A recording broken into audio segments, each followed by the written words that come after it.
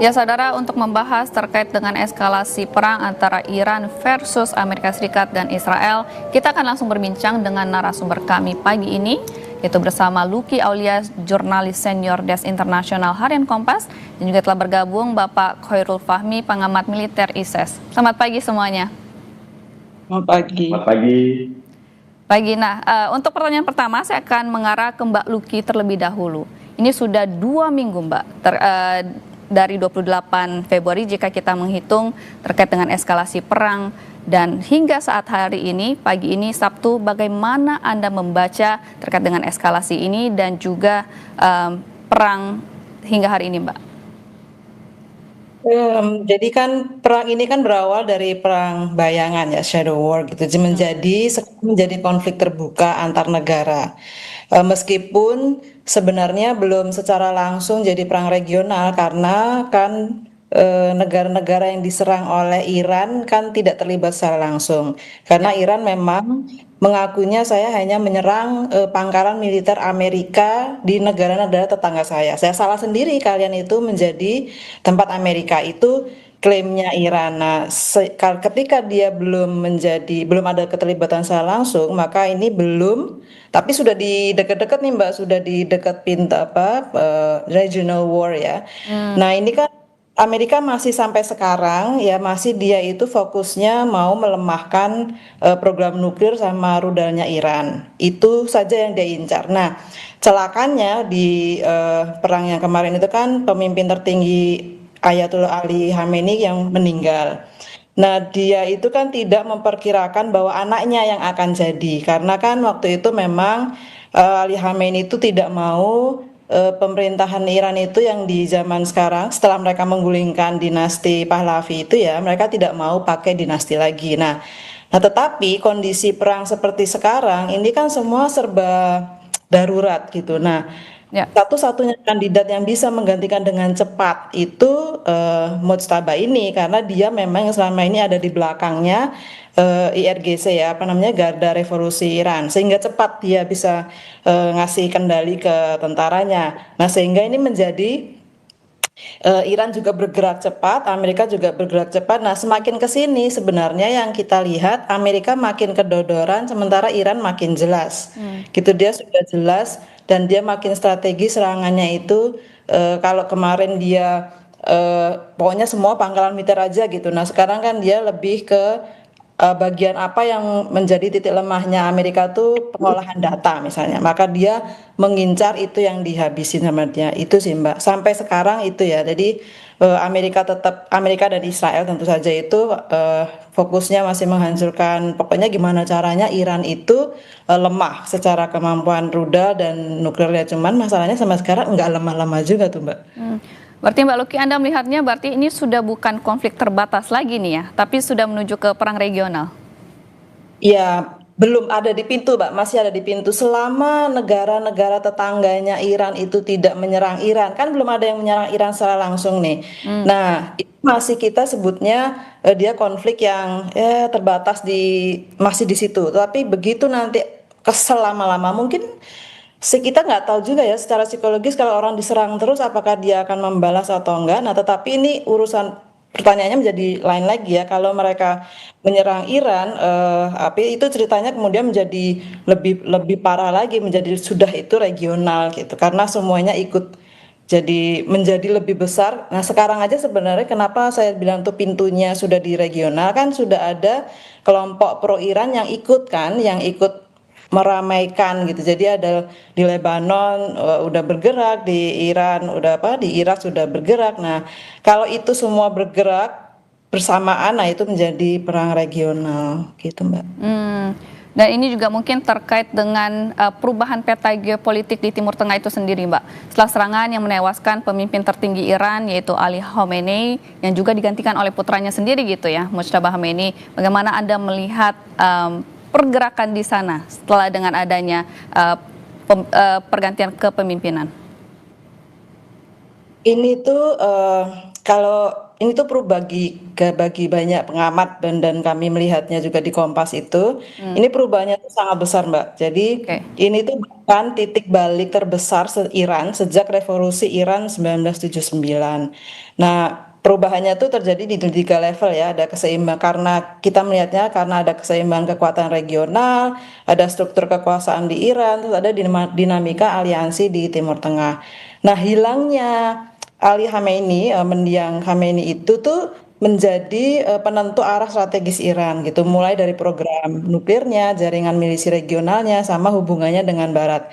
Nah, kalau Khamenei, kalau kita melihatnya, kita tidak ada yang tahu Mojtaba itu sebenarnya dulunya tuh siapa gitu. Baru Ya. sekarang aja dia muncul bahwa oh, ternyata dia itu di balik pergerakannya Garda itu ternyata si Mojtaba ini gitu. Nah, selama ini kita melihat dia ada di belakang ayahnya aja. Nah, ternyata orang ini itu jauh lebih eh saya tidak mau bilang kejam ya, tapi dia lebih tegas daripada Hmm. ayahnya.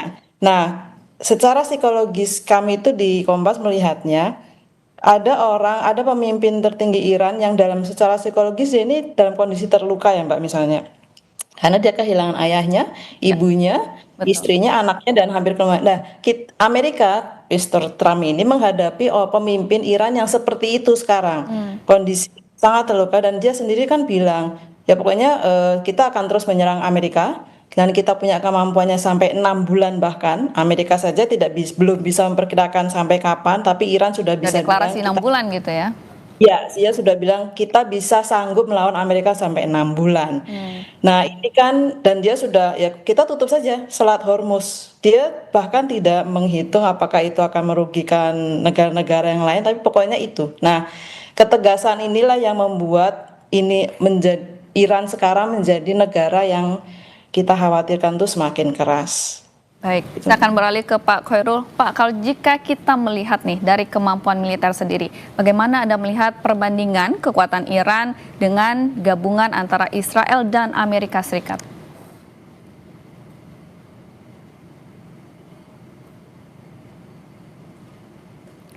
Pak Khairul, sepertinya audionya belum dibuka, Pak. Iya. Oke, Ya, kalau silakan. menurut saya sih kalau menurut saya kita tidak bisa sekedar melihat Hmm, statistik kekuatan ya, angka-angka. Itu tidak berarti apa-apa tanpa strategi ya. hmm, Dia bersifat statis, dia akan sangat dinamis ketika digandengkan dengan strategi. Nah, hmm. kita harus melihat bagaimana sebenarnya grand strategi Iran ya, yang kemudian bisa dibilang saat ini mendisrupsi hitungan konvensional. Ya. Eh, Iran itu punya doktrin mosaik dan resiliensi, ya. Jadi Iran memang sejak awal itu merancang komando militernya, terutama IRGC itu, ya, secara desentralistik, ya. Ibarat kalau kita bilang ini mosaik gitu ya. Hmm. Kalau satu kepingan, misal katakanlah satu pucuk pimpinan atau komandan elit gitu ya, Hmm. dihancurkan oleh uh, Israel atau Amerika gitu ya, atau mengalami serangan dekapitasi gitu ya. Kepingan lain ya di level daerah ini masih bisa tetap beroperasi secara mandiri. Hmm. Nah, kepingan-kepingan semacam ini ada 31 Ya. daerah ya, di Iran itu, dan ini tentu membuat militer Iran jadi sangat sulit ya dilumpuhkan melalui serangan-serangan kilat seperti serangan dekapitasi tadi ya. Hmm. Kemudian ada juga strategi surrogate warfare ya, perang pengganti dan poros perlawanan. Iran ya selama ini juga menutupi kelemahan alutsista konvensionalnya ya, karena di embargo sekian lama. Mereka menutupi itu dengan menggeser medan tempur juga menjadi lebih luas keluar dari batas negaranya. Hmm. Melalui poros perlawanan ada Hizbullah, Houthi, milisi Syiah, Irak, Suriah dan sebagainya. Iran mengepung Israel dari berbagai front, ya, utara, selatan, timur. Nah, ini saya kira ini smart power militer ya. Bahkan artinya mereka bisa menyerang ya seperti tadi sudah disampaikan Mbak Vicky juga soal shadow war ya, perang bayangan. Mereka bisa menyerang tanpa harus ada kehadiran langsung dari Teheran, kan gitu. Hmm. Nah, ya, dan kemudian yang ketiga ada asimetri biaya ya, Hmm. melalui drone dan rudal. Ya. Drone kamikaze seri Shahid, kemudian rudal balistik, rudal yang dimiliki dan diproduksi oleh Iran ini, itu murah dan diproduksi massal gitu. Ya. Strategi Iran itu membuat Israel dengan Amerika kelihatan kan sekarang kehabisan, ya bisa kehabisan rudal pencegat ya, interceptor yang harganya justru jutaan dolar per peluncuran ini. Jadi ini bukan sekedar adu senjata, tapi ini juga perang logistik dan ekonomi sekaligus gitu ya. Kemudian strategi lainnya adalah restorasi daya tangkal, deterrence.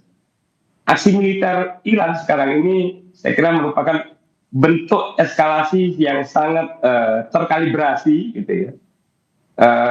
Tujuannya jelas bukan memicu perang dunia ketiga atau bukan memperluas perang menjadi perang regional gitu ya, tapi mengembalikan deterrence yang ya katakanlah yang koyak gitu ya, kemudian memaksa Amerika untuk menekan Israel supaya mau berkompromi lagi.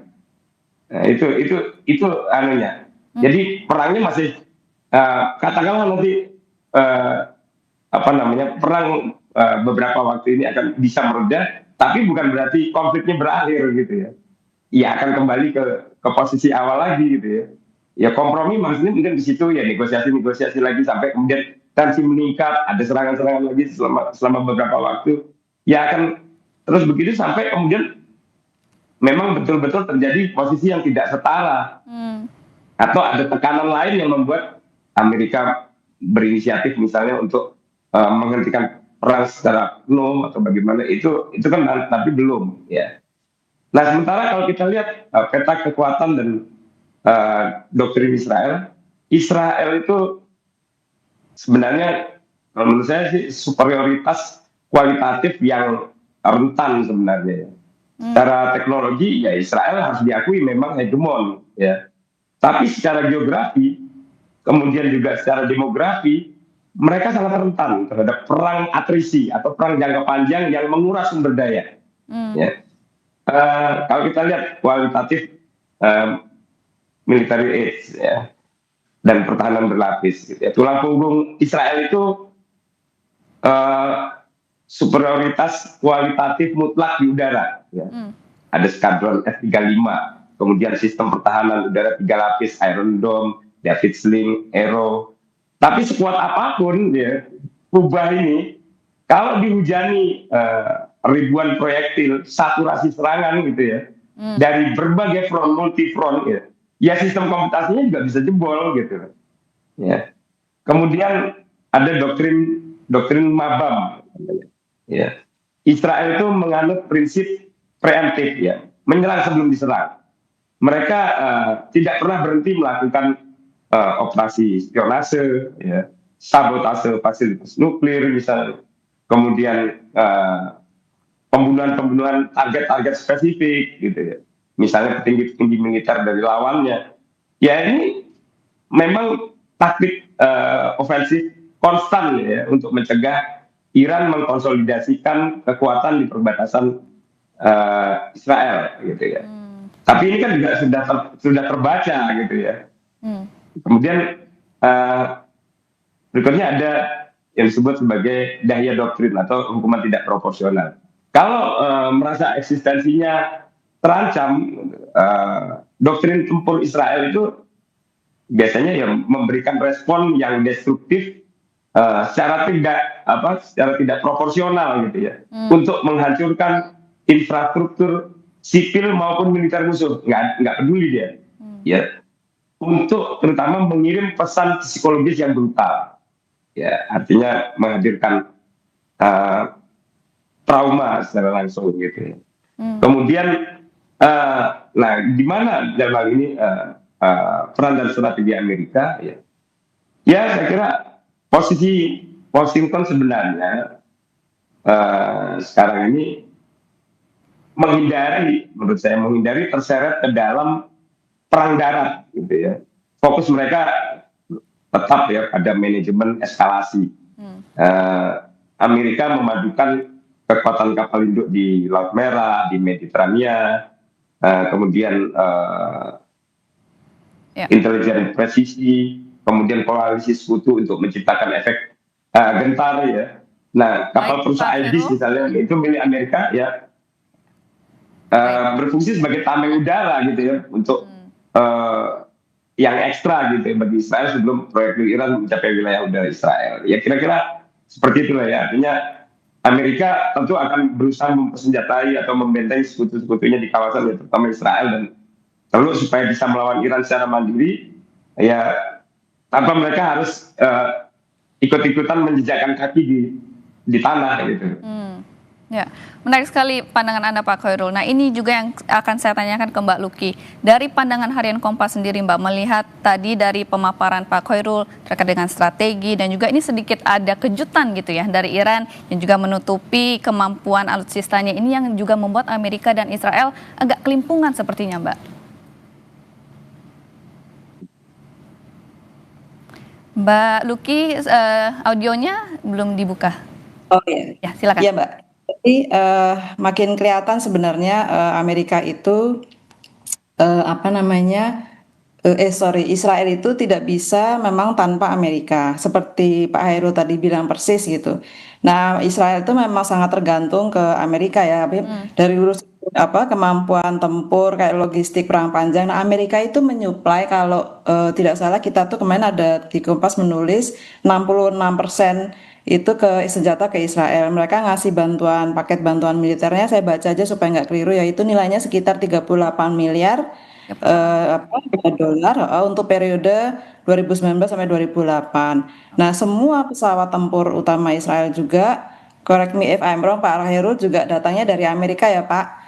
Nah, bahkan Amerika sekarang itu tuh barusan aja kemarin itu menyetujui pengiriman puluhan ribu bom dan amunisi untuk Israel.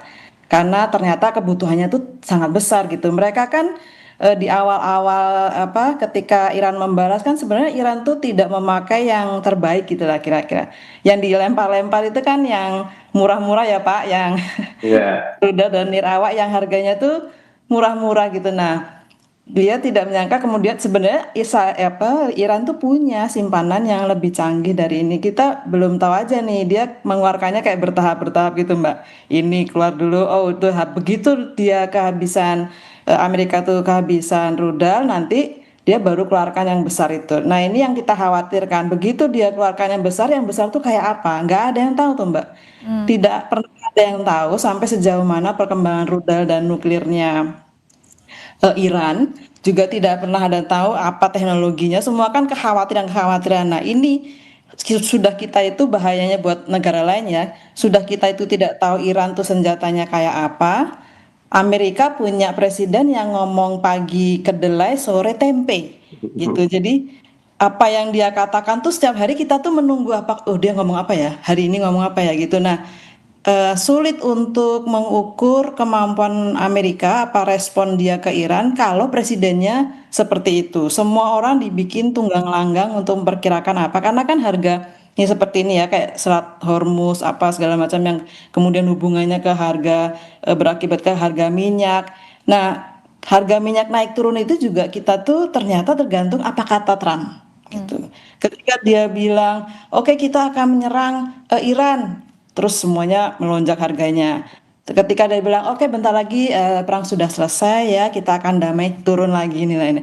Nah jadi kita menghadapi ini kenapa kita tuh khawatir kalau ini menjadi perang regional, kita menghadapi dua negara yang sama-sama tidak tahu kemana arahnya dan akan seperti apa. Itu sih Mbak yang menjadi khawatiran kita semua. Karena kan masing-masing walaupun Amerika sekutunya memang tidak banyak membantu, tetapi ada Iran yang ada di belakangnya, ada Rusia dan Cina. Mereka belum masuk memang, tetapi kita khawatir kalau mereka akan masuk akan makin besar lagi perangnya. Gitu untuk sementara itu Mbak. Baik, Pak Khairul, saya ingin bertanya terkait dengan pertanyaan tadi yang saya sampaikan, ini terkait dengan strategi ekonominya dari Iran. Ini kan memblokade Selat Hormuz gitu Pak ya. Nah kalau kita melihat dari logika awam nih Pak, Kenapa sulit sekali bagi Amerika dan Israel untuk mengambil alih Selat Hormuz ini, Pak? Iya, eh, ini tentu menyangkut beberapa aspek ya, Hmm, terutama soal geografi, kemudian taktik militer dan tentunya ya perhitungan ekonomi global. hmm, Soal faktor geografi dan taktik asimetris ya, kita lihat bahwa Selat Hormuz itu sangat sempit ya, hanya sekitar 33 kilometer ya di titik tersempitnya. hmm, Ya. Kemudian jalur navigasi aman untuk kapal tanker raksasa itu hanya selebar 3 kilometer. hmm, Ya. Eh, Kalau Amerika katakanlah mengirim kapal induk atau armada besar ke dalam selat yang sempit itu, ya kapal-kapal Amerika yang besar-besar itu ya justru akan bisa jadi sitting duck, gitu ya, akan jadi sasaran empuk lah gitu kira-kira. Iran itu menguasai seluruh garis pantai utara ya dari Selat Hormuz itu. hmm, Konturnya juga bergunung-gunung. Mereka menyembunyikan ya ada ribuan rudal anti kapal, ada ranjau laut ya. Walaupun tidak ada bukti bahwa mereka sudah menanam itu di perairan Selat Hormuz gitu ya. hmm, Eh, Kemudian ada ratusan speedboat bersenjata gitu ya.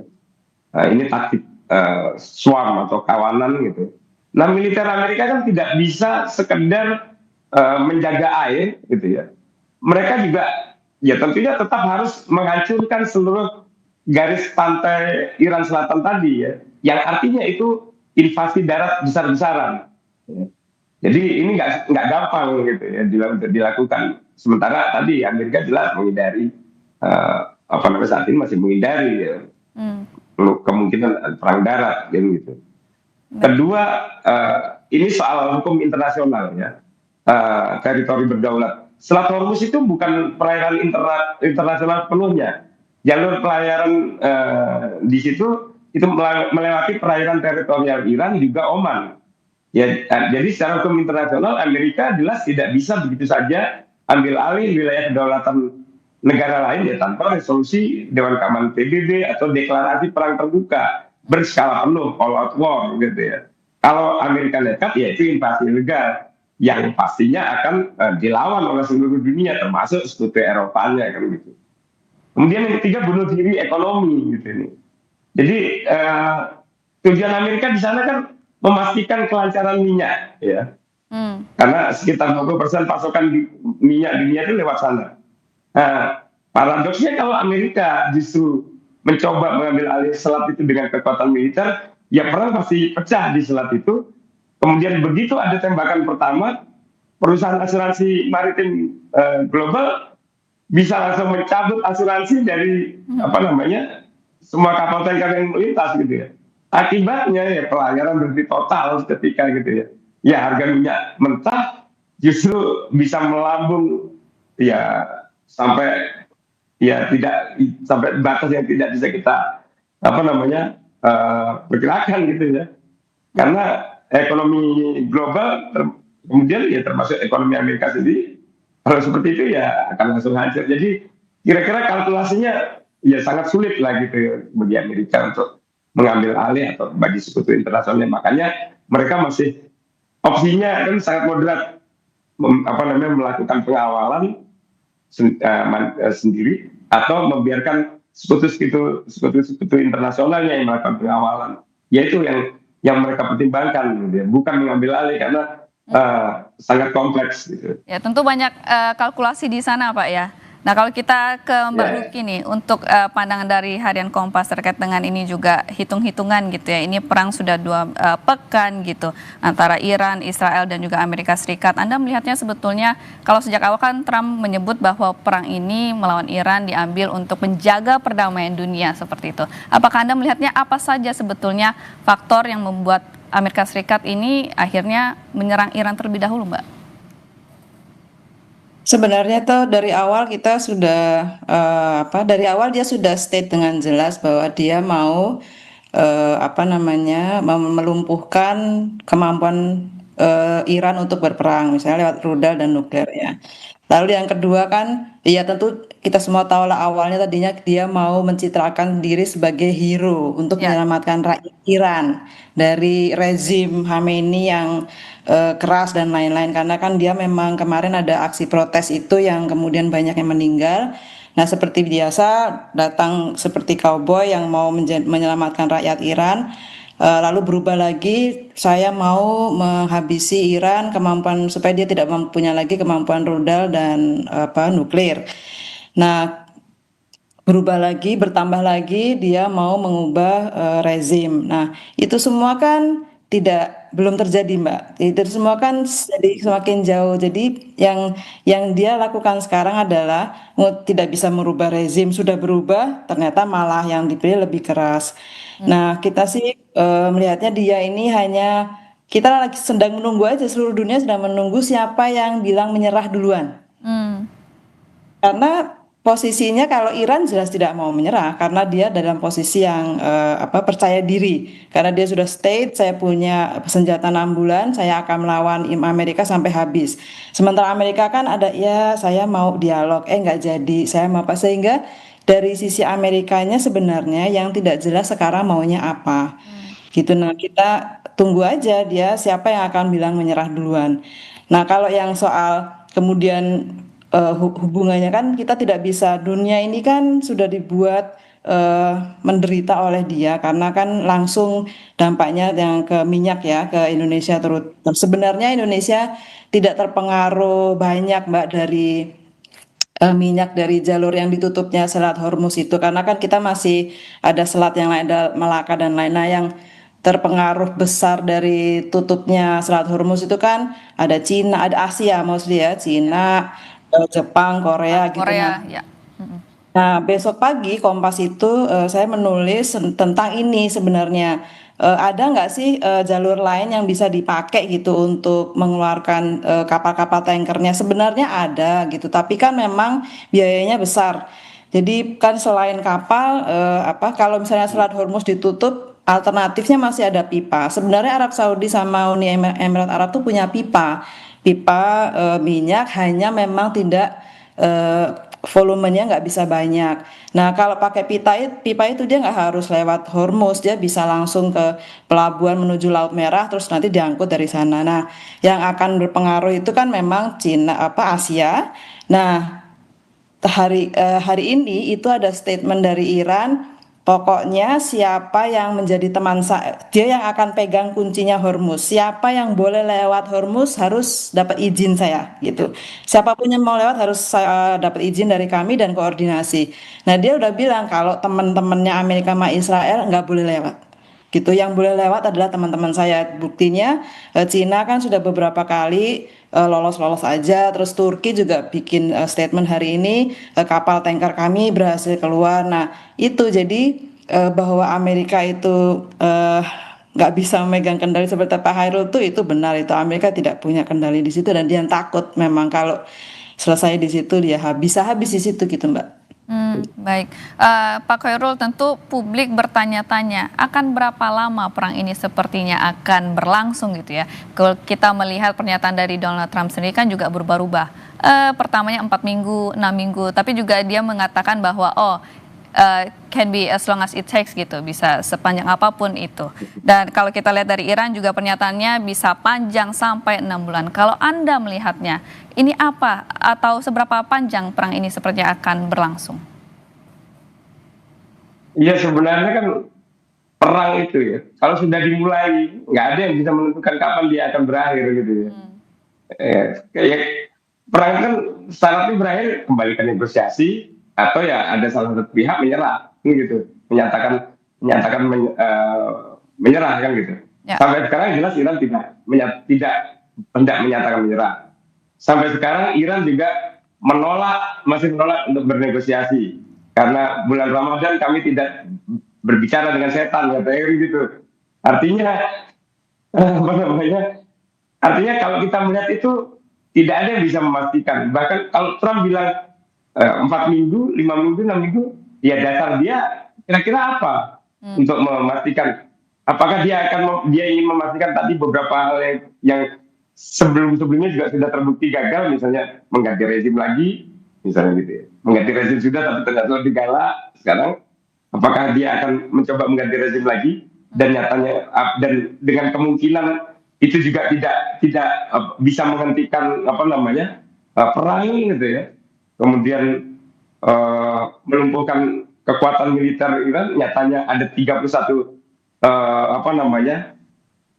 daerah militer yang bisa bekerja secara independen, melakukan perlawanan, belum lagi proksi-proksi Iran yang mengepung Israel itu kan.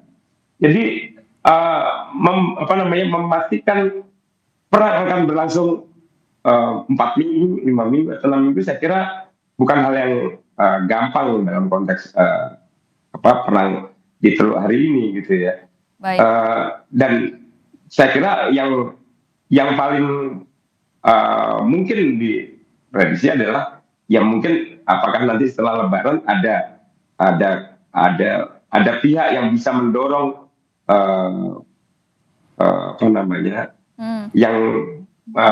yang berkonflik ini, mereka yang berkonflik ini untuk kembali ke meja perundingan atau seperti apa. Dan ya kita masih melihat, saya kira posisi Rusia dan Cina, tapi sejauh ini kan Rusia dan Cina masih fokus di belakang Iran dengan katakanlah dukungan-dukungan teknologinya gitu ya, walaupun tidak secara transparan gitu. Ya, tentu kita berharap deeskalasi secepat mungkin gitu ya. Nah, saya punya pertanyaan yang sama baik untuk Mbak Lucky dan juga Mas Khairul. Namun saya akan ke Mbak Lucky dulu. Dari pandangan harian Kompas, Mbak, ini terkait juga dengan peluang negosiasi dari ketiga negara ini seperti apa, Mbak? Karena kan kalau kita melihat sejauh ini semua pihak ini sangat alot dan juga begitu keras.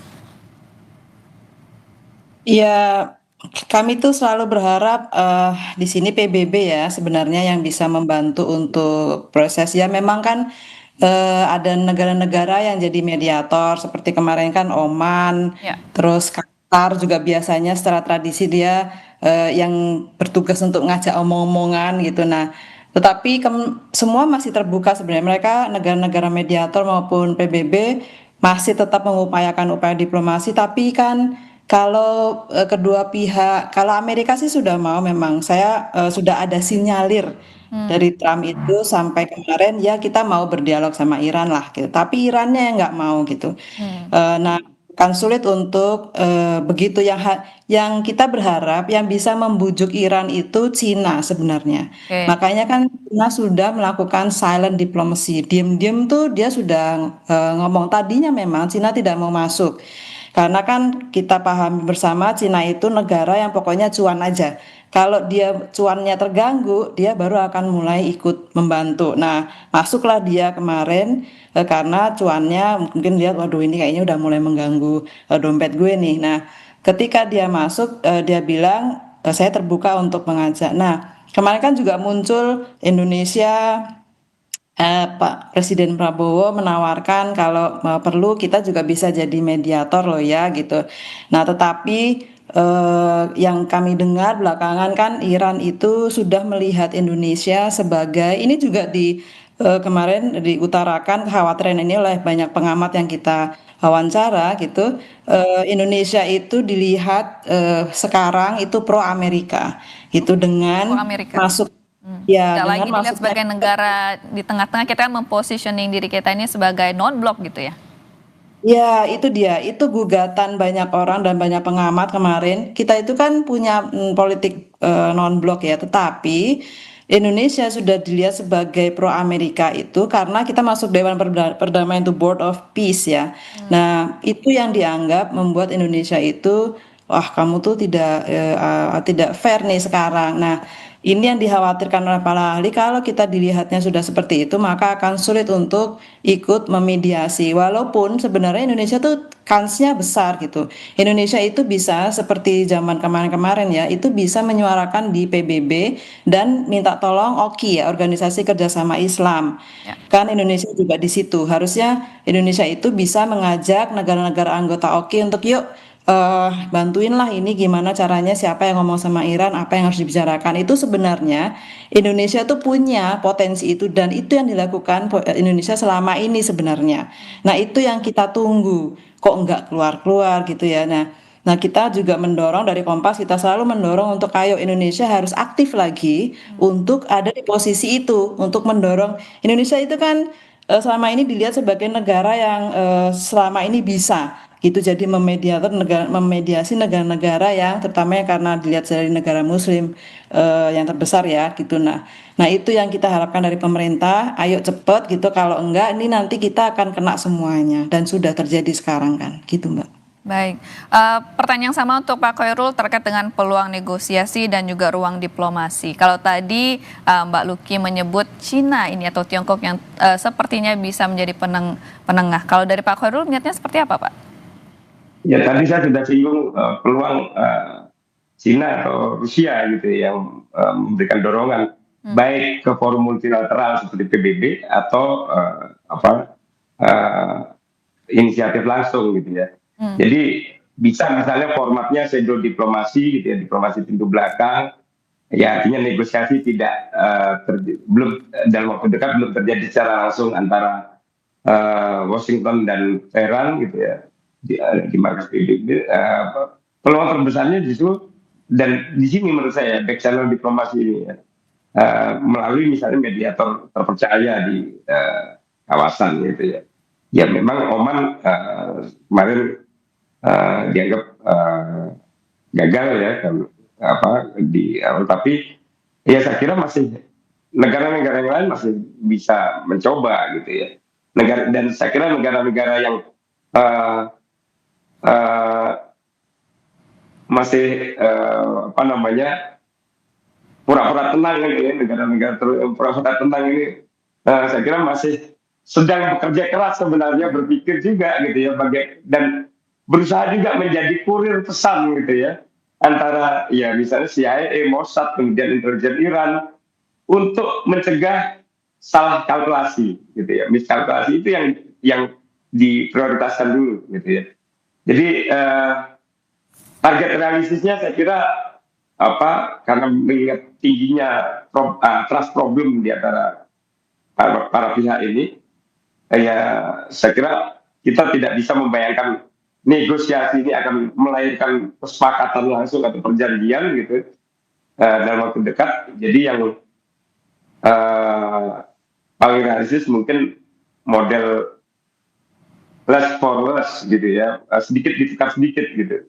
Artinya bentuknya misalnya Iran sepakat untuk tahan milisinya gitu ya supaya tidak menyerang target vital, kemudian mungkin ya katakanlah bikin komitmen batasi pengayaan uranium gitu ya. Nah gantinya misalnya Amerika beri pelonggaran sanksi secara terbatas, misalnya pencairan aset beku di luar negeri. Ya misal hal-hal seperti itu yang mungkin dilakukan sekarang. Jadi harus ada iming-iming satu sama lain supaya ada supaya ada obrolan yang bisa lebih panjang di belakang gitu. Nah, masalahnya kemudian ada penyulitnya juga posisi Israel sebagai pengacau. Spoiler. Kalau kita bicara skenario negosiasi ini, Israel ini pasti akan jadi pihak yang paling keberatan. Ya. Karena Afif itu kan selalu memandang negosiasi apapun yang memberi pelonggaran ekonomi, memberikan pelonggaran sanksi gitu ya bagi Iran, itu ancaman eksistensial bagi mereka. Gitu ya. Ya karena itu Israel selalu berpotensi jadi spoiler. Ya misalnya melakukan serangan kejutan atau presisi ke target strategis Iran ketika Amerika dan Iran sudah mulai menemukan titik temu gitu ya. Artinya tujuannya jelas supaya negosiasinya menjadi berantakan lagi gitu. Jadi ya kalau kita bicara peluang negosiasi ya saya kira yang dicari sekarang ini bukan ya perdamaian Timur Tengah yang ideal gitu ya, tapi manajemen krisis gitu. Artinya baik Washington dan Teheran ini sama-sama butuh exit strategi supaya tidak terseret ke jurang perang yang lebih terbuka, lebih menguras biaya, menelan korban, dan akhirnya di dalam negerinya juga jadi ditekan sampai babak belur gitu ya. Dan kuncinya saya kira ada di negara-negara teluk yang tadi, yang pura-pura tenang tadi ya, yang bekerja di bawah radar, mencoba menukar pelonggaran sanksi ekonomi dengan penurunan agresivitas Iran dan proksi-proksinya. Gitu. Tapi ya tadi musuh terbesarnya bukan Teheran, tapi justru potensi sabotase dari Tel Aviv yang menolak kompromi. Baik.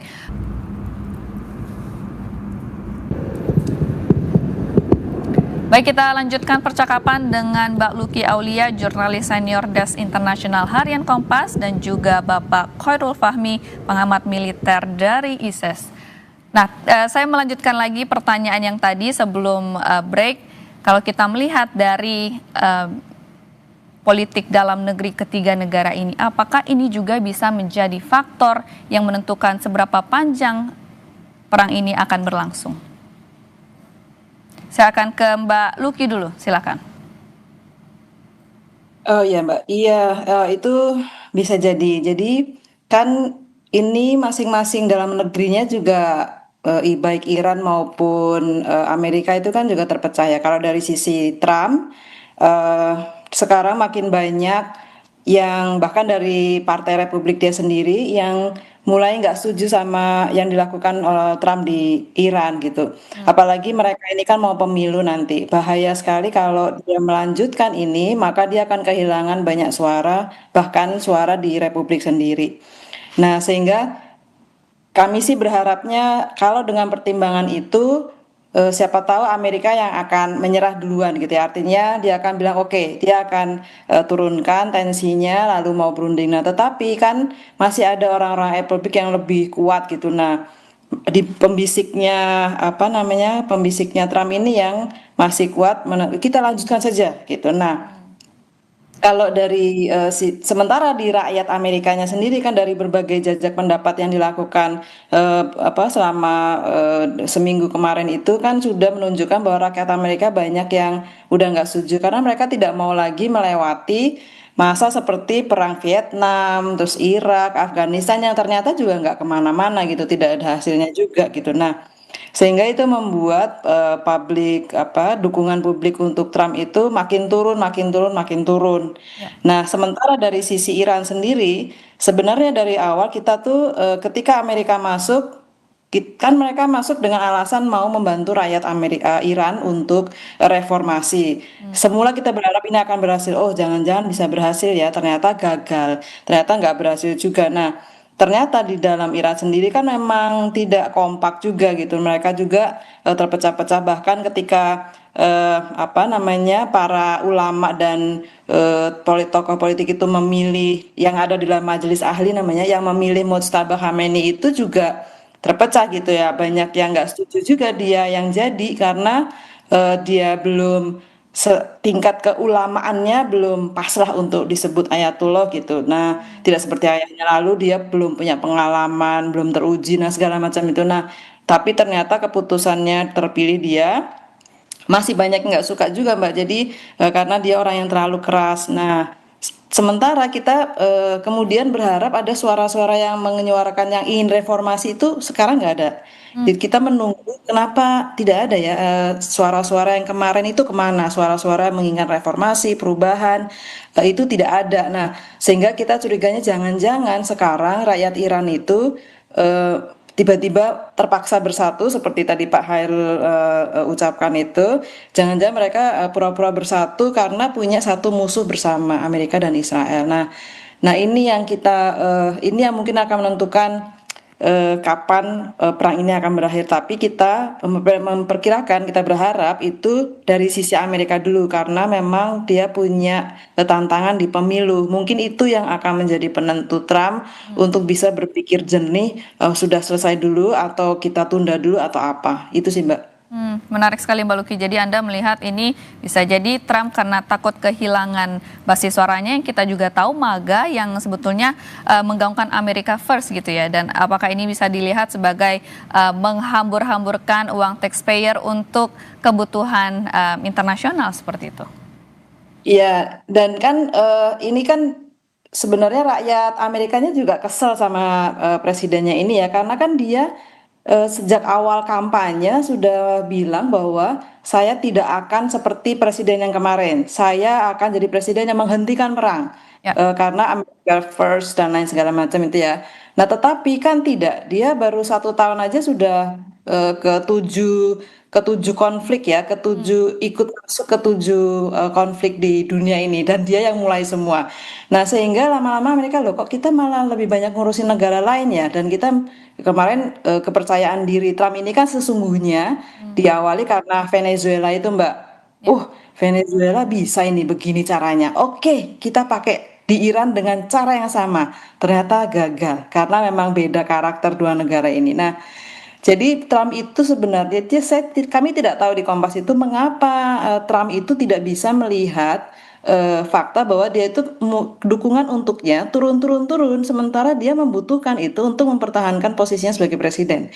Nah, ini yang kita harapkan akan bisa membuat dia berpikir Anda itu masih terus mau jadi presiden atau tidak. Nah, ini Mbak kalau dari tulisan-tulisan dari Kompas sama ini yang kita suarakan terus. Baik, Pak Khairul, tadi juga disebutkan bahwa suara dari publik Iran sendiri ini agak sunyi gitu ya. Apakah Anda juga melihat ada pecah suara antara kelompok yang moderat, garis keras, dan juga pro-monarki, Pak? Iya, publik domestik Iran itu kan memang sedang menghadapi tekanan ekonomi yang luar biasa berat ya akibat sanksi yang berkepanjangan, inflasi tinggi, ketidakpuasan sosial juga. Ya seperti protes-protes yang kemarin yang tiba-tiba juga hilang kan. Jadi, nah selama ini saya kira rezim Tehran juga memang ya menggunakan ketegangan yang terjadi dengan Israel, dengan Amerika ini untuk terus mengonsolidasikan kekuatan dan kekuasaan. Ya, dengan ya tadi ya menunjukkan keberanian menyerang proksi-proksi Amerika, kemudian Israel, gitu ya. Ya pemerintah Iran juga yang jelas ya berusaha membangkitkan kebanggaan, nasionalisme, kemudian membungkam suara-suara oposisi lah kata di dalam negeri, ya dengan dalih yang sangat jelas ya bahwa keamanan nasional sedang terancam, jangan macam-macam gitu kan. Artinya selain ya kalau tadi sempat disinggung soal sebelumnya sempat ada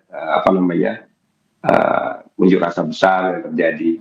Nah justru ketika ini kemudian tiba-tiba hilang, ya pertanyaan kita kemudian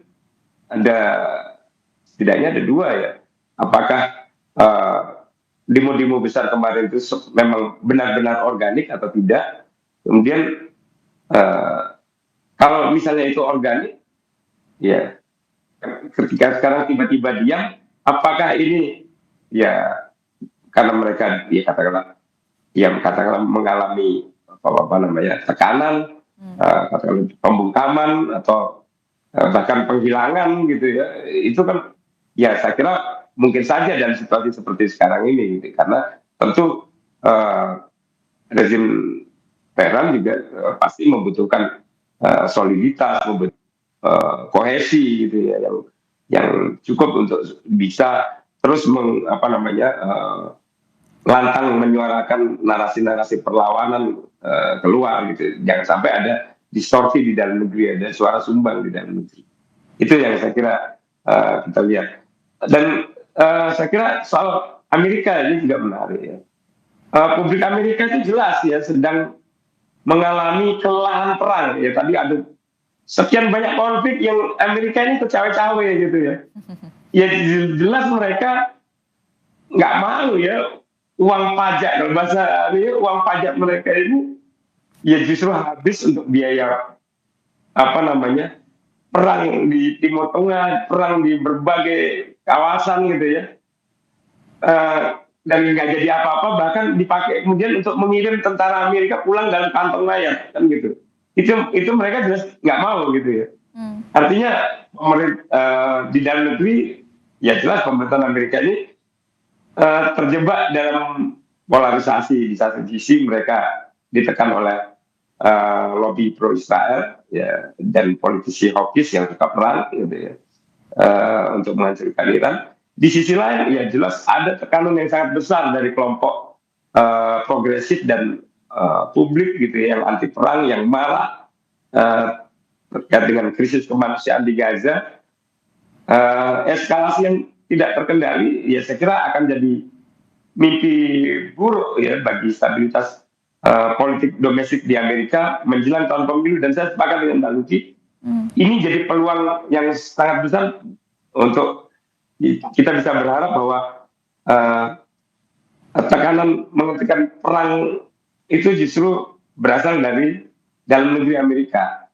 Dan sebenarnya ya Iran juga membayangkan yang sama gitu ya, makanya dia terus berupaya membangun melakukan operasi kognitifnya itu untuk dengan menarget gitu ya, dengan menarget publik Amerika supaya ikut menekan pemerintahnya gitu.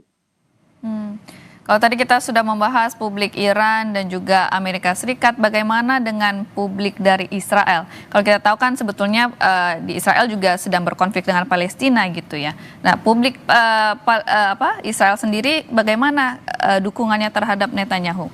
Silakan Mbak Luki atau Pak Khairul yang mau menjawab. Oke, mungkin dulu ya.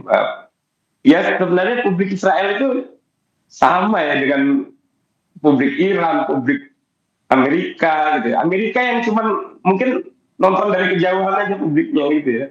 Itu aja capek gitu ya. Apalagi yang setiap hari dengar suara ledakan, dengar suara tembakan ya. Gitu. Iya, ini sudah bukan lagi sekedar lelah. Mereka sudah pakai banget gitu ya. Artinya saya kira mereka terbelah, mereka lelah, dan kita tahu persis bahwa sebelum eskalasi kemarin memuncak, sebelum pecah konflik terbuka, ada gelombang protes juga besar-besaran yang menuntut Netanyahu turun gitu kan. Ya termasuk karena kegagalan intelijen, pembebasan sandera yang dianggap berjalan lambat gitu. Nah saya kira bagi kelompok sayap kanan dan Netanyahu sendiri, ancaman dari Iran itu sebenarnya political lifeline gitu ya, seperti penyelamat gitu ya. Kalau di ilmu politik ya ini memicu rally round the flag effect gitu ya. Publik yang tadinya marah bisa ya terpaksa bersatu mendukung pemerintah karena ada ancaman eksistensial dari luar. Ya selama statusnya negara dalam keadaan perang, ya posisi politik Netanyahu bisa aman dari tuntutan pemilu dipercepat misalnya. Jadi itu yang saya kira kondisinya hari ini. Tapi bukan berarti ini kemudian akan berlangsung secara dalam durasi yang panjang. Jangan lupa tadi ya, perang kognitif juga sedang berlangsung gitu ya.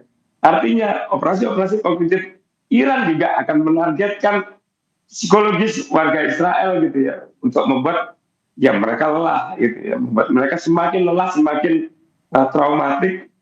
Ya artinya di dalam masih menghadapi Hamas, Iran juga ternyata bisa sampai ke titik yang katanya kediaman Netanyahu. Ini kan menunjukkan bahwa sebenarnya bagi mereka, kalau Iran bisa tahu titik Netanyahu, mereka juga bisa tahu titik-titik yang lain kan gitu.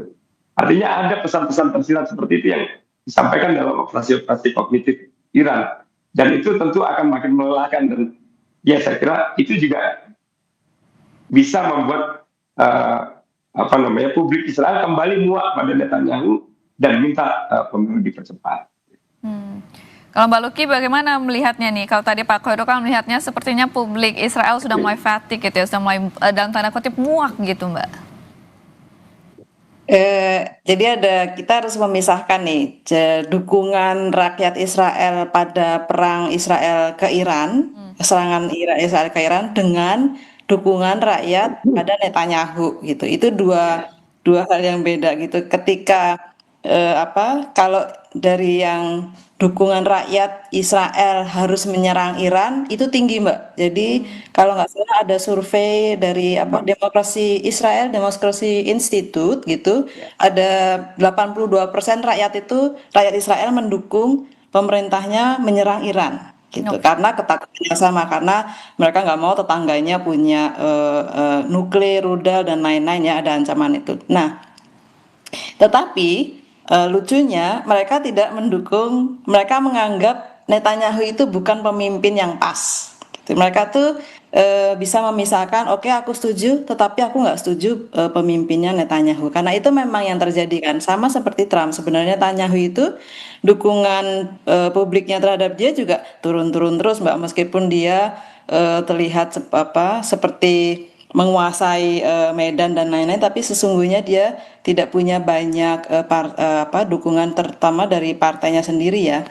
Nah, itu jadi rakyat Israelnya setuju menyerang, tetapi mereka nggak yakin bahwa Netanyahu itu pemimpin yang tepat. Itu secara umum yang kita lihat dan yang terjadi sekarang di Israel. Itu sih, Mbak. Berarti Anda melihat ada dua pemahaman yang harus dipisahkan gitu ya antara dukungan kepada Netanyahu atau terhadap negara Israel tersebut sendiri gitu. Karena kalau kita melihat dari publik sendiri 82% itu cukup tinggi Mbak ya. Berarti mayoritas ini mendukung Israel untuk menyerang Iran Mbak. Iya, karena mereka ya itu tadi ya, karena mereka tidak mau, mereka khawatir Iran itu kalau punya senjata, maka mereka akan menyerang tetangga-tetangganya seperti yang terjadi ini. Nah, kan memang Israel sama Iran kan permusuhannya sejarahnya panjang ya. Jadi ya mereka takut itu akan terjadi lagi. Terus apa yang terjadi pada Gaza, gitu-gitu sih Mbak. Nah, sehingga kalau bedanya dengan Trump, kalau rakyat Amerika mau Amerika tidak masuk sama sekali, janganlah menyerang-menyerang. Nah, tetapi kalau di Israel jadi beda, boleh nyerang, tapi kalau bisa pemimpinnya nggak si Netanyahu gitu. Baik. Sekarang kita beralih ke Pak Khairul. Pak, ini terkait dengan strategi perang gitu ya. Nah, ini Kedutaan Amerika Serikat sendiri kemarin sempat memperingati warganya akan ada potensi penculikan oleh Iran gitu Pak. Apakah Anda melihat sebetulnya Iran senekat itu Pak? Karena kan kalau terjadi potensi penculikan ini justru sebaliknya Iran ini yang akan dicap oleh negara internasional ini melanggar HAM seperti itu Pak. Sejauh ini kalau kita lihat Iran justru sangat berhati-hati ya dalam menentukan target-target ancamannya gitu ya. Ya. Jadi justru apa yang disampaikan oleh duta besar tadi ya, itu justru menurut saya itu justru bagian dari perang informasi sendiri gitu ya. Jadi sama seperti ketika ada peringatan ke California misalnya untuk mewaspadai potensi serangan drone misalnya kan, dari yang berasal dari dari lepas pantai ya, dari lepas pantai ke California gitu kan, itu kan juga sempat yang dikatakan sebagai drone Iran gitu kan, itu kan juga ada informasi seperti itu. Sehingga menurut saya itu justru bagian dari upaya informasi perang informasi yang mencoba diskreditkan posisi Iran sebagai pihak yang ya semakin karena posisinya melemah kemudian kemudian cenderung memilih sasaran secara lebih luas gitu ya. Nah, dan itu yang saya kira sampai sejauh ini karena Iran sendiri masih berhati-hati supaya tidak memberikan alasan bagi katakanlah Amerika, apa namanya, kemudian Israel untuk memiliki alasan melakukan invasi yang didukung oleh katakanlah secara internasional gitu ya, karena melakukan apa namanya, Apakah atau justru Anda memperluas melihat target ancaman gitu potensi ya. yang lebih besar ini sebetulnya, maaf saya potong Pak, apakah Anda melihat sebetulnya potensi yang lebih besar melakukan penculikan ini Amerika Serikat dan Israel begitu? Kalau kita melihat Trump itu kan sebetulnya telah dalam tanda kutip gitu ya mengcapture salah satunya Maduro dan Iya. pemimpin negara lain juga gitu. Ya, riwayatnya apa namanya, serangan terhadap target-target presisi semacam itu justru dilakukan oleh Israel dan Amerika kan, yang banyak, termasuk ya serangan terhadap Ali Khamenei sendiri ya. Dulu sebelumnya kita tahu apa namanya, misalnya serangan terhadap Soleimani misalnya gitu kan. Nah, itu kan justru dilakukan oleh Israel bukan Amerika kan, bukan sebaliknya gitu ya. Jadi kalau melihat peluangnya lebih besar, ya saya kira peluangnya lebih besar di Israel dan Amerika. Mbak Luki melihatnya gimana nih Mbak? Apakah Anda juga setuju kelihatannya Amerika Serikat dan Israel yang sebetulnya lebih berpeluang besar melakukan dalam tanda kutip penculikan Mbak? Iya, kalau kita melihatnya Iran itu tidak akan segegabah itu sih Mbak. Jadi dia sampai sejauh ini masih playing by the book gitu. Kalau Ya. kan mereka juga tidak serampangan. Selama ini kan mereka memang menyasarnya ke negara-negara tetangganya. Unfortunately memang begitu. Nah, tetapi kan jelas yang dia serang tuh pangkalan militer dan semua yang ada kaitannya sama Amerika. Nah, kemarin kenapa dia menyerang membabi buta menyerang kapal tanker dan lain-lain kan ada karena Iran mau membalas dendam menyerang Amerika yang menyerang sekolah yang perempuan semua itu Mbak yang banyak korbannya itu. Nah, semua yang dia lakukan sebenarnya sifatnya kayak membalas gitu. Amerika menyerang bank di Teheran, lalu dia kembali menyerang balik lagi. Yang dia serang adalah kekuatan digitalnya Amerika misalnya. Dia mau menyerang teknologi di balik Amerika misalnya.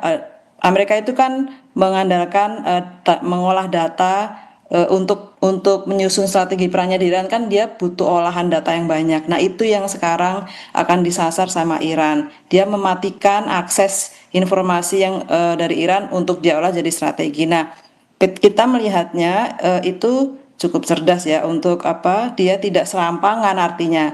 Nah, dia pertama memutus akses informasi untuk mengolah data, lalu dia tetap akan menutup Selat Hormuz yang jelas dia tahu akan menekan dunia.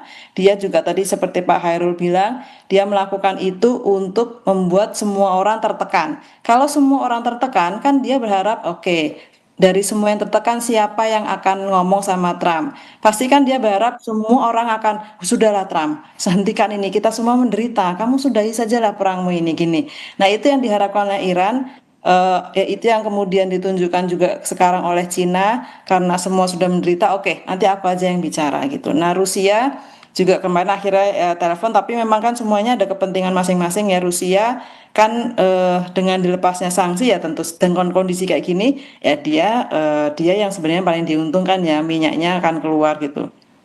Nah, kita sehingga kalau menjawab apakah penculikan itu dilakukan siapa atau mungkinkah dilakukan Amerika atau Israel ya kita tidak tahu juga Mbak. Ini kan dalam kondisi perang seperti ini semua pihak bisa bermain. Ya. Kita tidak tahu apakah karena kan kemarin ada yang bilang ada kapal tanker yang ditembak oleh Iran atau Amerika gitu terus semua membantah bukan kami gitu. Nah, sehingga kita tidak tahu siapa lagi yang bermain. Kan pasti Spekulasi dan saling klaim juga Mbak ya?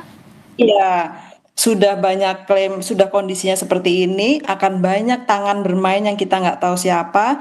Yang lebih parah lagi, sekarang kan ada misinformasi, disinformasi banyak sekali di luar itu di media sosial, di mana itu semuanya AI gitu. Jadi ada banyak rekaman video yang kita kira beneran ternyata itu AI sehingga semua media terutama di barat seperti New York Times, Washington Post, semua kantor berita kan harus memverifikasi video tentu saja seperti Kompas TV juga kan sudah memverifikasi video-video ini benar apa enggak atau Ya. AI. Nah, ini yang membuat kita kalau sudah seperti ini tuh semua bisa bermain Mbak Dadi kita nggak tahu siapa akan menculik siapa gitu. Yang jelas sampai sekarang Iran masih playing by the book. Dia menekan semua orang supaya semua orang akhirnya ngomong sama Trump itu sih.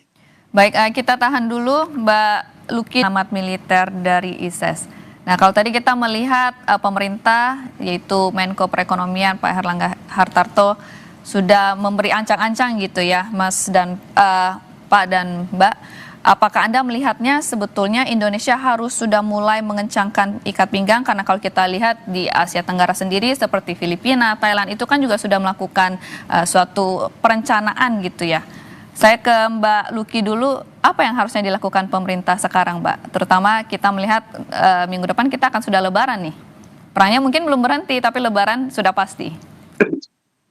Iya, Kompas kami di Des Internasional sudah menulis itu di hari Jumat di hari ini ya, di kemarin. Itu di kolom sudut pandang. Jadi kita bertanya ke 3 pengamat, apa sih yang akan terjadi pada kita dan apa yang harus dilakukan. Nah, salah satu dosen yang kita kontak itu namanya Pak Dion Maulana Prasetya, dia dari Universitas Muhammadiyah Malang. Nah, menurut dia yang harus diwaspadai itu kan dampak ikutan perang ini, mulai dari pasok energinya, melemahnya ekonomi global, sama stabilitas politik dalam negeri. Nah, persoalan mendesaknya sekarang itu kesiapan pemerintah kita untuk ngadapin dampak ekonomi kayak tadi Mbak bilang ini mau lebaran, sementara kita tadi takut-takutin bensin tinggal 20 hari, paniklah orang.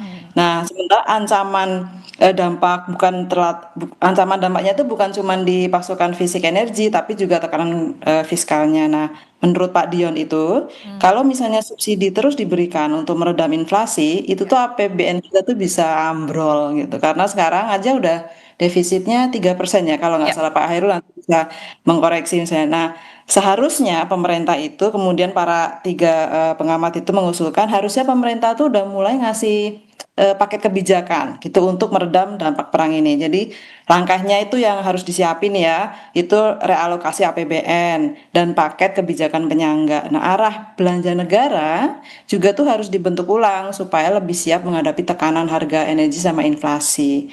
Nah, pemerintah tuh harusnya sadar nih, sekarang itu masa-masa yang nggak normal gitu. Jadi kebijakannya tuh juga nggak bisa kaku, dia harus lentur ngikutin masa-masa krisis gitu. Nggak bisa kebijakan tuh business as usual gitu, sehingga ketika masa krisis ya harus cepat gitu. Kita harus lebih lentur untuk memutuskan apa yang harus dilakukan dalam waktu cepat. Nah, kalau yang bantuan langsung tunai itu juga harus itu bisa disiapkan untuk meredam dampak kenaikan harga BBM ini, Mbak, gitu. Ya. Nah, realokasi anggaran ini kan harusnya diarahkan ke sektor yang benar-benar menggerakkan ekonomi bawah ya. Karena dampaknya sih memang belum kerasa nih sekarang belum kerasa banget gitu tapi justru nanti setelah Lebaran itu yang akan lebih berasa gitu. Makanya harusnya pemerintah segera mereka bertiga bilang harus cepet ini antisipasinya apa gitu. Itu sih Mbak. Baik, kalau kita lihat sekarang kan APBN kita sekarang juga cukup ketat, Mbak ya. Bahkan beberapa pengamat juga meminta mungkin harus ada program yang di shifting gitu. Apakah Anda juga melihatnya harusnya seperti itu, Mbak, untuk mengalokasikan lagi budget kita untuk sesuatu yang seperti Mbak katakan tadi ini out of the ordinary gitu. Ya, itu mungkin yang ahli ekonomi dalam negeri yang bisa paham isu ini secara, mungkin Pak Hairul juga bisa membantu menjelaskan ini ya, tetapi ini semua kebijakannya memang harus cepat dan mereka bertiga, saya kembali ke yang pengamat yang kita gunakan itu ya itu tadi ya usulannya harus kalau perlu sekali harus disiapkan BLT lagi gitu. Nah, tetapi kan nggak bisa hanya berhenti itu saja ya. Nah, itu sih Mbak. Pak Khairul, Anda melihatnya apakah setuju BLT dan cukupkah BLT atau harus ada strategi lainnya nih Pak? Kalau nggak salah kan itu kalau kita simak sidang kabinet tadi kemarin itu kan ada perbincangan soal itu ya, soal mengkaji opsi-opsi yang mungkin mendekati apa yang dilakukan pada waktu skenario pada waktu pandemi ya, termasuk juga menyiapkan misalnya Perpu kan itu disampaikan menyiapkan Ya. skema kompensasi BBM, skema bantuan gitu ya, termasuk seperti BLT dan sebagainya. Ya mirip-mirip dengan pandemi itu yang sedang dikaji. Jadi saya kira apa namanya pemerintah juga dalam hal ini tidak tidak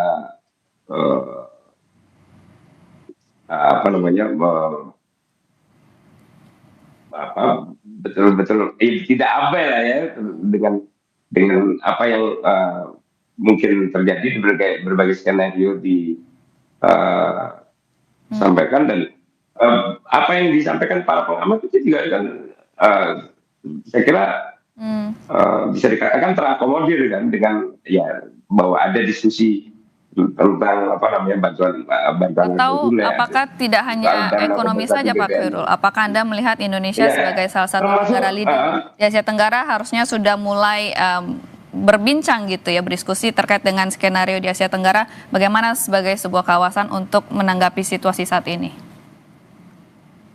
Oh ya mungkin ya, tapi kan tentu kita harus juga sebelum mulai berbincang kan kita tentu harus juga punya skenario untuk dalam negeri sendiri, kemudian duduk bareng saling terus bertukar pikiran bagaimana supaya ketemu kira-kira best practice-nya itu akan seperti apa nih yang bisa dilakukan, karena kita juga punya pengalaman ketika COVID misalnya itu bagaimana kemudian masing-masing negara juga bisa berbagi cerita, berbagi pengalaman, dan termasuk juga ya hal-hal yang mungkin menjadi kerawanan karena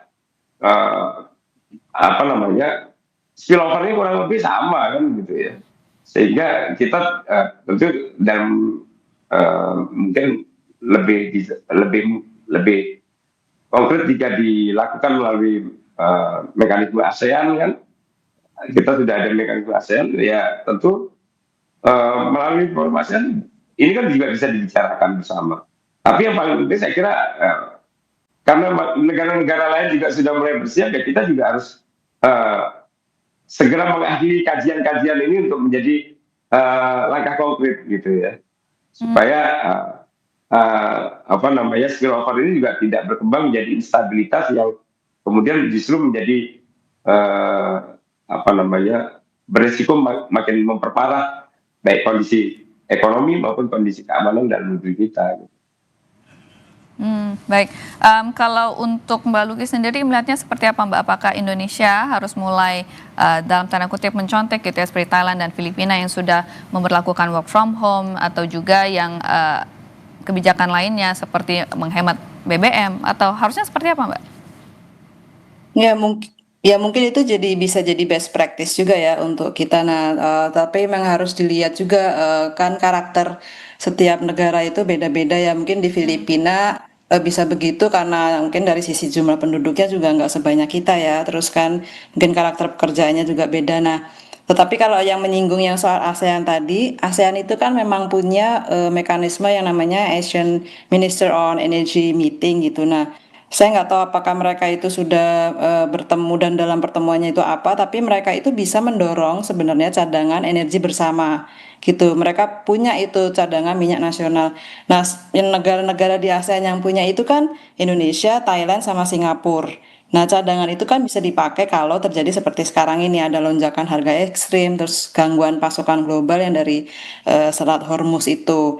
Nah, itu sebenarnya bisa dipakai oleh ASEAN untuk melindungi negara-negara anggotanya, terutama Filipina. Filipina itu kan yang paling parah sebenarnya terdampak dari penutupannya Hormuz karena dia 100% bensinnya BBM-nya dari sana gitu ya. Nah, kita ASEAN Indonesia gitu kan selama ini dianggap sebagai pemimpinnya ASEAN gitu ya. Saya nggak tahu apakah sekarang masih pemimpin ASEAN apa enggak, tapi dulu Indonesia pernah gitu dianggap menjadi pemimpinnya ASEAN. Apapun yang Indonesia katakan itu manut gitu. Banyak ya kemudian mengikuti. Nah, ini yang sebenarnya bisa didorong oleh Indonesia untuk menciptakan tadi itu yang dibilang Pak Khairul, harus ada skema yang kita masing-masing pemerintah lakukan, tetapi juga harus dibantu oleh community ya ASEAN itu ya. Kalau ASEAN kan mungkin bisa pakai subsidi dari Pertamina, misalnya Malaysia juga bisa punya subsidi, Malaysia juga punya subsidi bahan bakarnya cukup besar gitu. Nah, mereka ini kan itu kan untuk menahan inflasi terus menjaga stabilitas sosial gitu sih. Itu yang kita harapkan kalau best practice-nya yang di Filipina kan work from home gitu ya, 4 hari kerja saja. Kalau di Korea Selatan itu sudah dia mulai membatasi harga gitu yang dia tidak pernah lakukan selama puluhan tahun gitu. Nah, mungkin nanti ya kita menunggulah pemerintahan Bapak Prabowo ini apa yang harus dilakukan. Tetapi itu harus cepat karena kita mau Lebaran, tinggal berapa hari dan setelah Lebaran itulah sebenarnya yang paling berbahaya. Itu Baik. sih Mbak. Ya, kita mau Lebaran, kita juga menuju weekend. Saya ingin mendengar mungkin sedikit harapan nih, sesuatu yang lebih positif gitu ya. Nah, ini bagaimana sih atau mungkin harapan Mas dan Mbak terkait dengan konflik ini bagaimana atau apa yang harus dilakukan agar ini tidak berkepanjangan? Saya ke Pak Khairul dulu. Iya, kalau kita ya tentu berharap tadi ya eh, dalam waktu tidak yang sampai berlama-lama Hmm. ada pihak yang bersedia hadir ya ikut mendorong untuk eh, para pihak yang bertikai yang saling serang, saling klaim menang ini kembali berunding, kembali bernegosiasi karena ya bagaimanapun perang yang sudah berjalan cukup lama ini ya. Ya. Eh, Hmm. dari tanggal 28 ya. Nah ini sampai sekarang saya kira ya akan sangat merugikan jika terus berlarut ya tidak hanya bagi yang negara-negara dan masyarakat di Timur Tengah sendiri tapi juga secara global dan dampak ekonominya bahkan sudah kita mulai kita rasakan saat ini dan ini tentu akan sangat merepotkan ke depan jika terus berlarut. Jadi tentunya penengah yang mumpuni yang cakap ini kita perlukan gitu ya. Ya tadi seperti misalnya China jika mereka serius tentu akan ada yang banyak yang mengikuti di belakang China untuk terlibat gitu. Baik, kalau Pak Khairul tadi harapannya mendorong pihak ini untuk tidak saling serang gitu ya, yang tadinya saling klaim menang gitu bisa berunding. Kalau dari Mbak Luki sendiri apa harapannya Mbak? Sama sebenarnya sama Pak Hairul gitu, kita berharap ada satu negara atau banyak negara yang bisa membuat Iran dan Amerika come to their senses gitu. Sudahlah ini tidak akan kemana-mana dan malah akan berujung tidak baik untuk semua. Nah, sampai sejauh ini memang yang baru kelihatan tuh kan Cina. Jadi kita menaruh harapan suka atau tidak suka dengan Cina, mungkin dialah pilihan yang akan bisa didengar oleh kedua pihak, baik Amerika maupun Iran gitu. Nah, karena kan sama-sama dia berteman dengan keduanya. Karena kalau kita mengharapkan negara-negara teluk gitu memang agak sulit karena mereka kan sekarang dalam posisi yang diserang gitu. Ada luka batin di mereka itu tuh yang harus selesai dulu dengan Iran kan dongkol dia itu masih kenapa gue diserang gitu ya. Nah, itu jadi tokoh yang muncul, negara yang muncul saat ini masih Cina. Ya, Indonesia diharapkan juga bisa mendorong seperti yang tadi saya katakan, Indonesia itu bisa masuk lewat pintu rumah PBB dan juga bisa lewat OKI untuk terus menyuarakan ini harus ada solusinya karena berujung tidak baik untuk semua. Itu sih Mbak ya, kita berharap perangnya itu tidak lama karena korbannya jadi makin banyak gitu. Nah, korbannya juga makin banyak yang warga sipil. Kalau warga yang meninggal tentara aja sih ya udahlah ya memang risiko. Tapi kalau warga sipil itu sudah Benar. unbearable. Nah, karena kita masih punya PR yang lain, masih ada Rusia Ukraina, masih ada Betul. Gaza. Ya. Jangan lagi ditambah lagi konflik-konflik yang lainnya. Nah, semoga besok pagi Bapak Trump bangun tidur dengan visi yang positif. Sepertinya sekarang sudah selesai gitu. Nah, sehingga semuanya bisa kembali lagi normal gitu, Mbak. Amin. Kita harapkan para pemimpin dunia ini bisa bangun tidur lalu bisa berpikir ulang dan mendeeskalasi perang ini, Mbak ya. Terima kasih atas Iya. waktunya telah bergabung bersama kami di Breaking News Kompas TV. Ada Mbak Luki Aulia, jurnalis senior Desk Internasional Harian Kompas, dan juga Bapak Khairul Fahmi, pengamat militer dari ISES. Terima kasih. Terima kasih, Mbak. Terima kasih. Terima kasih, Mbak.